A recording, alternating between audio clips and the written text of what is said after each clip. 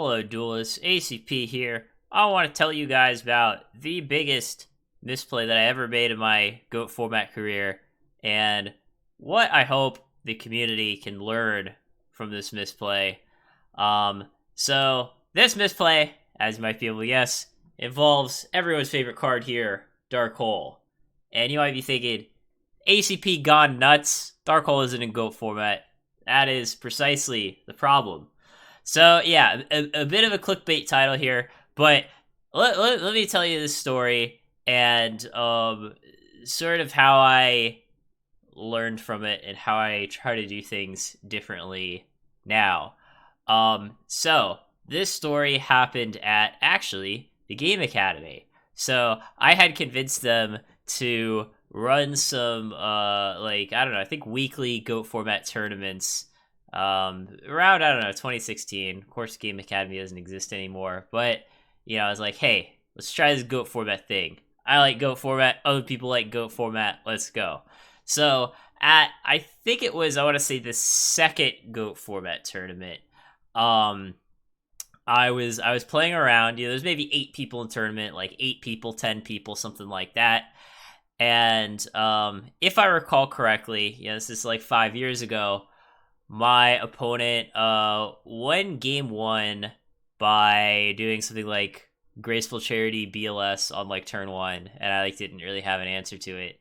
And game 2, we're sort of like playing a normal game, and I don't know, pretty early in the match, like turn 2, turn 3, my opponent activates Dark Hole. So what did I do? I yelled, "Judge!" And Judge comes over, like, hey, my opponent activated Dark Hole. Dark Hole's not in GOAT format. People debate whether Xarian Universe is in GOAT format, but hey, I think we can all agree Dark Hole definitely not in GOAT format. So my opponent got a game lost for having an illegal card in his deck.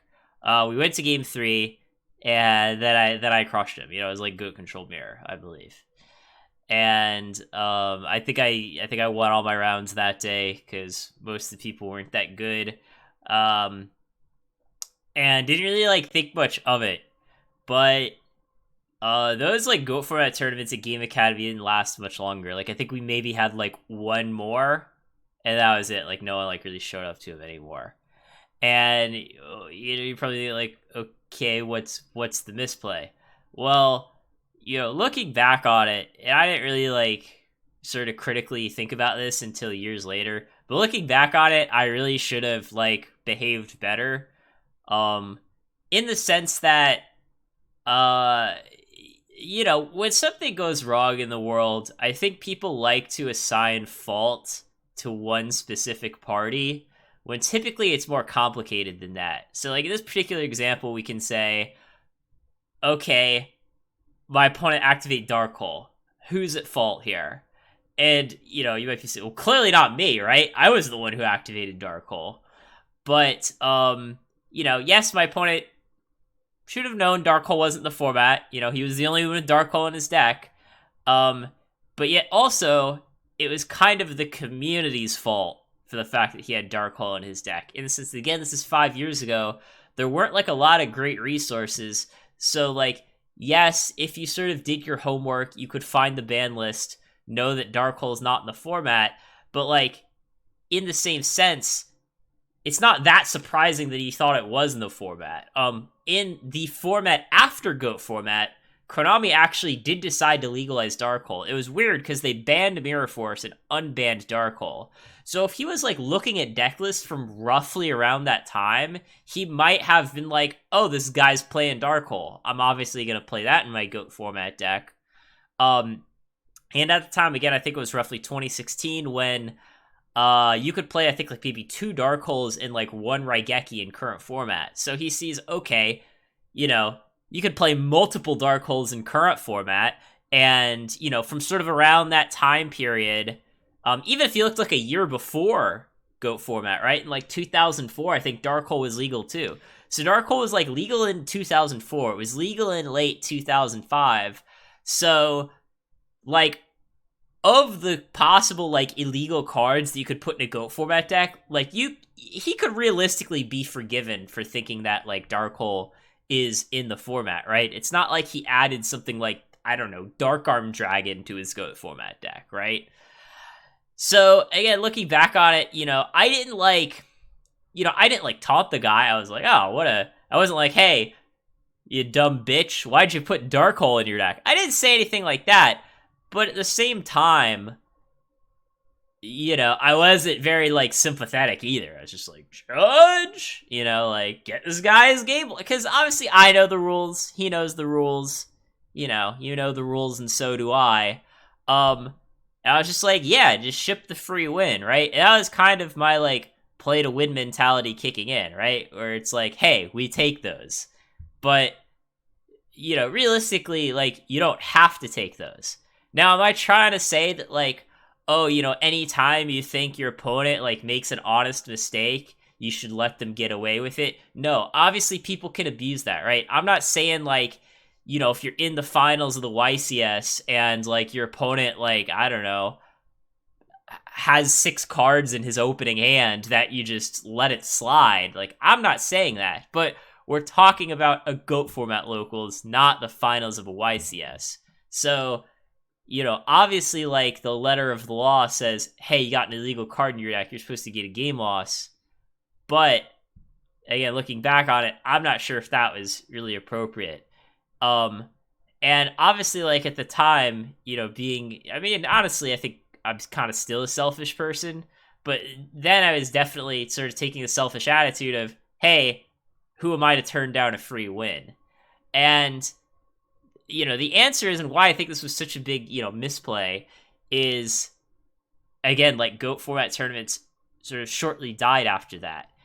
And, I wasn't really thinking about the big picture then the way that I do now. And the big picture is that, again, it's not my opponent's fault for having Dark Hole in his deck. It's the community's fault for not educating him, which is why, I know like on my personal channel, maybe I don't necessarily do the best job of having a ton of educational GOAT format videos, but like I try my best. Obviously, I have other things that I work on, and not to like toot my own horn, but like if you look at sort of a lot of the like influential educational GOAT format material online, most of it is written by me, right? The whole why we shouldn't play with Xarian Universe, written by me. Sort of the first real attempt to sort of break down the meta into a GOAT format tier list, written by me. And various articles, deck lists, so on, written by me. And I'm not trying to say like, oh, this makes me awesome. This is actually a bad thing. I wish that all that stuff wasn't written by me. I wish that there were other people who were taking the attitude of, hey, we need to sort of be welcoming and educate people so that we can build a community. And, if you're the best at a game, right?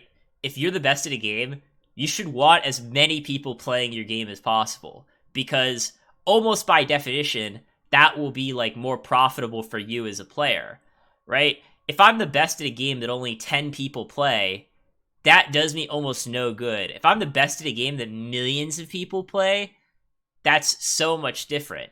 And that's what I think like a lot of people don't understand, particularly like the competitive Yu-Gi-Oh community and the competitive GOAT format community, is they think too much about short-term gain and not about long-term gain in the community. So yes, by getting this guy a game loss for his Dark Hole, I won the game, ended up winning the match, but I left a sour taste in his mouth, and then he didn't come back, and then we had no GOAT format tournaments shortly after. So, was I really the real winner there? Like, I don't think so, right? Like, what good does it do to win, like, one tournament where, like, the first place prize is, like, 2 booster packs, and then, like, GOAT format tournaments just die out after that? Now, obviously, Game Academy doesn't exist anymore.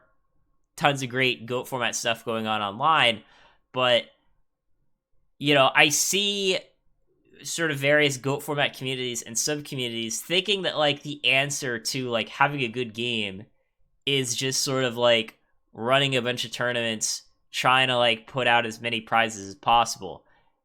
And that's, like, yes, that's something that you want to do, but it's not the most important thing.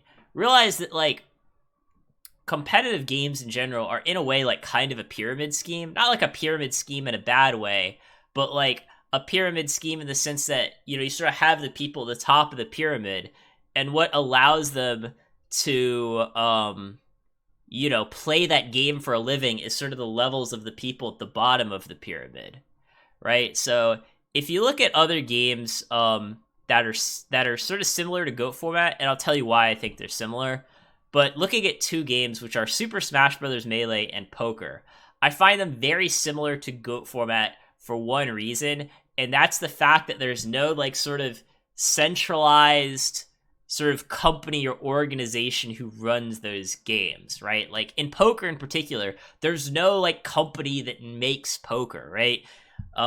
It's sort of on these different ambassadors and communities and sub communities and TV producers and all this stuff to sort of market their own game and bring new people into it. So professional poker players, yes, like they make their money by sort of being on TV, crushing other people, playing poker, playing online, whatever, but they also sort of do, most of them, I mean some of them don't, but a lot of them do a lot of like what I'd call community service, which is where they try to help bring new people into the game and keep recreational players playing.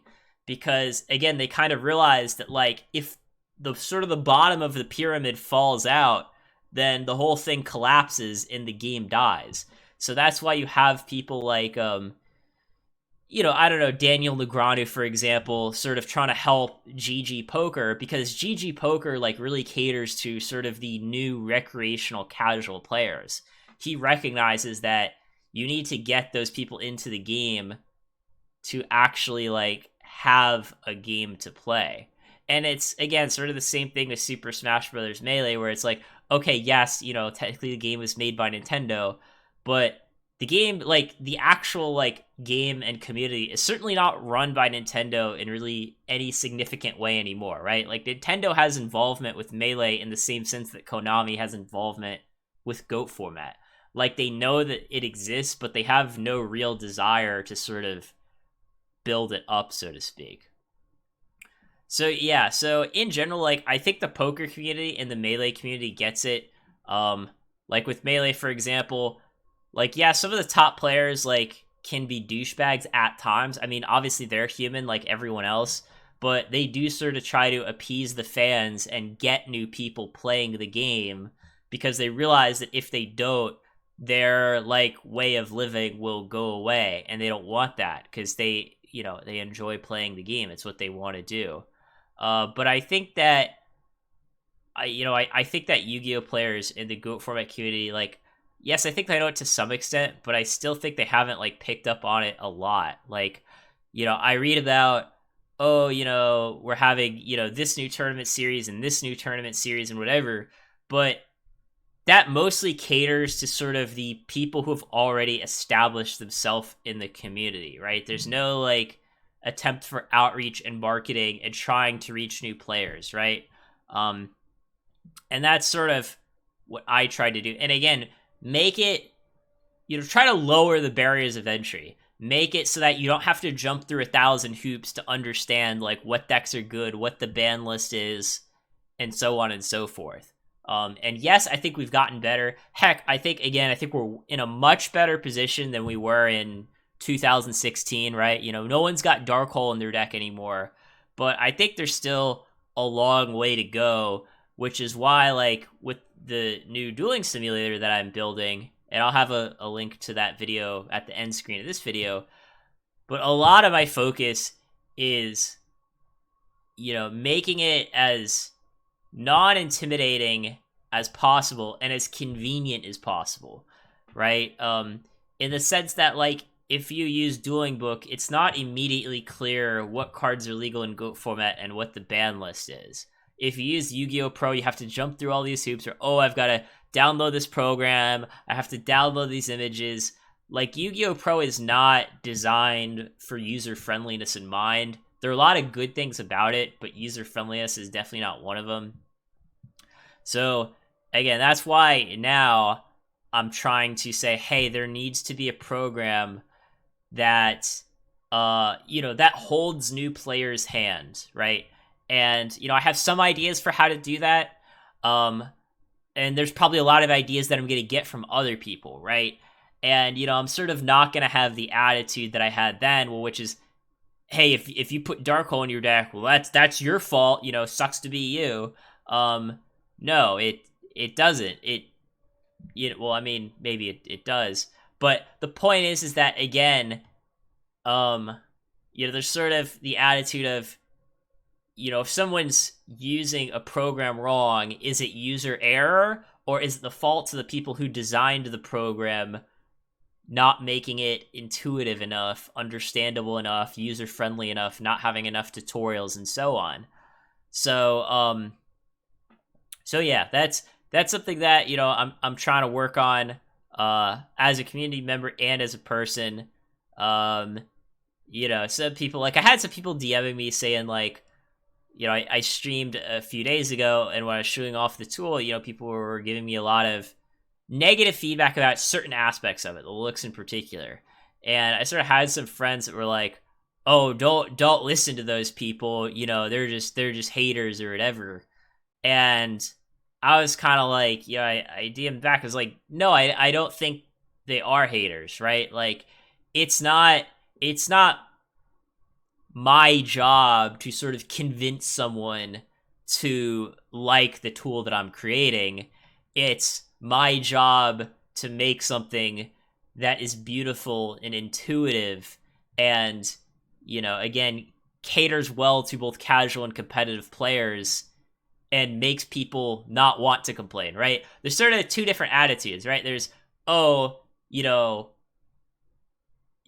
someone doesn't like something, you need to silence their complaints and tell them that they're an idiot. And don't get me wrong, I'm very good at telling people that they're idiots. So it's tempting to do that. But then sort of the other way of looking at it is, hey, if people are complaining, it's probably for a good reason. So yeah, so for those who watched that, I actually I did take some of that feedback. I won't show it off yet, but I did redesign the cards to look nicer in the way that people were saying, because again, I want something that looks professional, that is intuitive, that when someone is using it, makes them say, "Oh, I get how everything works. I'm happy that I decided to use this tool."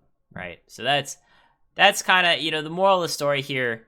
Again, I've talked about this before on my channel, like where I had the video, hey, if a bad player beats you, be happy for them. That kind of goes along the same theme, which I've realized that,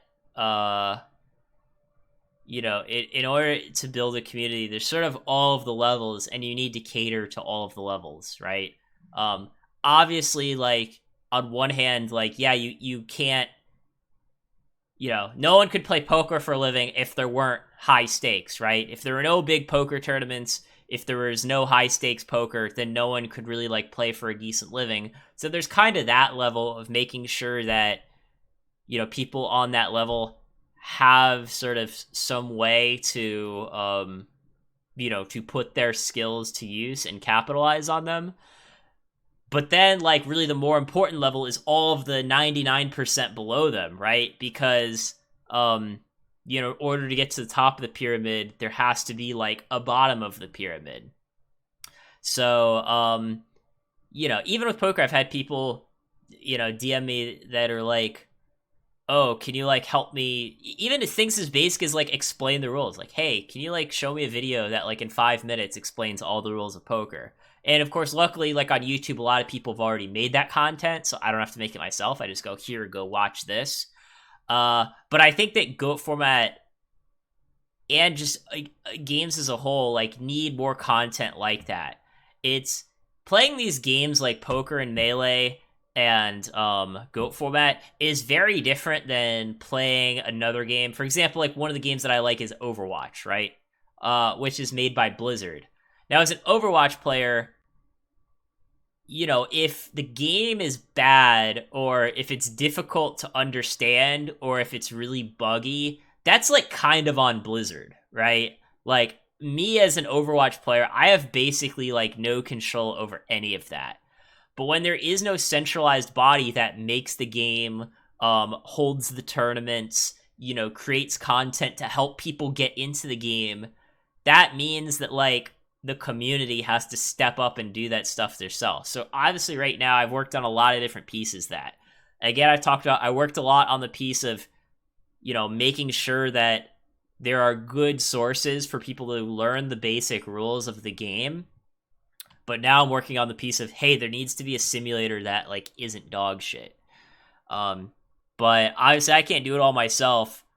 And other people need to sort of do that too, right? There needs to be a lot more content that sort of very quickly, professionally, concisely explains the rules of GOAT format, explains some of the fundamentals and basic strategy, why people would want to play, keeps people updated with the meta. Again, in a centralized source, because yes, you can sort of like look at a bunch of different channels and try to get a sense of what the GOAT format meta is. You can grind Dueling Book Rated, get a sense of what the meta is. But obviously, like a lot of content is outdated. And again, to someone who's new, like totally new, like someone who maybe like hasn't played Yu-Gi-Oh! In 10 years and goes, hey, looking to get back into it, GOAT format seems nice, I'm going to do that. If they're just starting from like square zero, I still feel like there's a lot of work to be done to sort of help that person starting at square zero. Because on one hand, if they've like already decided, if they've got their mind made up and go, oh yes, I definitely 100% want to play GOAT format, this is what I want to do, then yes, they will be determined. They will scour the internet, find all the best sources, and and they'll learn the rules, they'll get good, and so on. But I think the way that most people are, myself included, is that you're not sure about what you want to do, right? You go, oh, maybe I want to get into GOAT format. Maybe I want to get into something else, right? Maybe I want to get into chess. Maybe I want to get into poker. You sort of have like a few games that you're like, yeah, I think I might want to play these few games. And then what happens is the games that have better resources and lower barriers of entry, you're actually more likely to play because it's easy, right? And the games that are confusing and have high barriers of entry, you give up and go, well, maybe this game isn't for me. I'm going to do something else. So yeah, hopefully I didn't repeat myself too much. Moral of the story is, like, I don't know, like, all good people, you should sort of be sympathetic, help your fellow man, especially when it benefits you, right? It's all about sort of the long term versus the short term, right? And yeah, in the short term, collecting your game loss for your opponent playing Dark Hole is the right play. In the long term, the right play is, I don't know, maybe instead I could have said, well, that card's not legal. Told him to, banish it perhaps. Said, hey, take that card out of your deck. Let's continue the game, right? He's still down a card, right? If you draw Dark Hole and you have to throw it in the banish pile, you're still down a card. I still, got some advantage out of the fact that he put Dark Hole in his deck. But we continue the game. Doesn't leave him with a sour taste in his mouth. And then after the game, I go, hey, it seems like you're a newer player. If you need any help, let me know. And then, maybe he goes and tells his friends, right? It's not even about that one guy, right? Maybe he tells his friends, yeah, you guys really got to get into GOAT format. The community is so helpful, and so on and so forth. That is like the community that I want to strive for. I know that's easier said than done. These days at least, I try my best to lead by example. When I'm grinding rated on Dueling Book, I don't talk shit to my opponents in the chat. I don't aggressively rule shark, and so on and so forth. And, I think that is what is sort of best in the long run for building the community, right? It's all about, what people realize is, if your community's not growing, it's dying, right? It's really one of the two. Because people are always gonna leave, right? I mean, obviously some of them will literally get hit by a bus, right? Some people will literally die.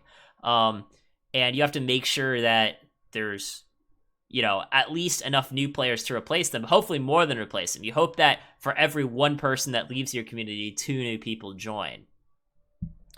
And again, that's what I've always tried to do. That's what I'm going to continue to try to do. And there sort of will be a lot of, marketing, community outreach, public service announcements, that sort of thing, when, my simulator's done. And, when it is done and, I start doing closed beta, which should be relatively soon. I think closed beta is going to be coming in maybe a couple of months, 2 or 3 months. It's not going to be like, hey, let me take the 10 most experienced GOAT format players and tell them to test my sim, because their opinions aren't important. I mean, they are important, but they're not as important as the person who has no idea what the hell they're doing, right? That's really who you want your feedback from. And that's sort of how Apple tests their products, right? They don't take some super techie and go, hey, do you like our iPhone? They, take someone who's never picked up a phone before and goes, hey, do you like our iPhone? Is it intuitive? Do you understand what to do? So yeah, different video today. Let me know what your guys' thoughts are. And if you haven't checked out the sort of very, very early demo of the dueling simulator that I'm working on, please go ahead and do so. Take care.